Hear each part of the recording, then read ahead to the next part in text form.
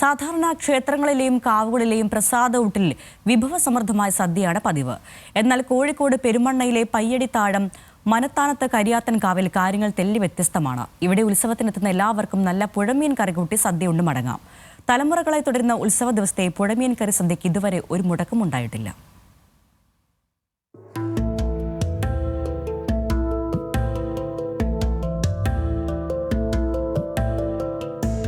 കാവിന് തൊട്ടു സമീപത്തൂടെ ഒഴുകുന്ന മാമ്പുഴയിലെ മത്സ്യങ്ങളാണ് കരിയാത്തൻ കാവിലെ പുഴമീൻ കറി സദ്യയ്ക്കായി ഉപയോഗിക്കുന്നത്.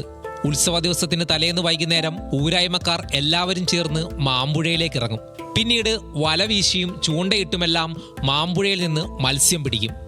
ഒരു 400 വർഷത്തോളമാണ് ഇപ്പം നമ്മൾക്ക് കിട്ടിയ അറിവനുസരിച്ച്, അത് 400 വർഷത്തോളം ഈ ക്ഷേത്രത്തിന്റെ ഉത്ഭവം ഉണ്ടായിട്ട് അന്ന് തൊട്ടേ ഈ മത്സ്യക്കറി കൊടുക്കുന്നുണ്ട്.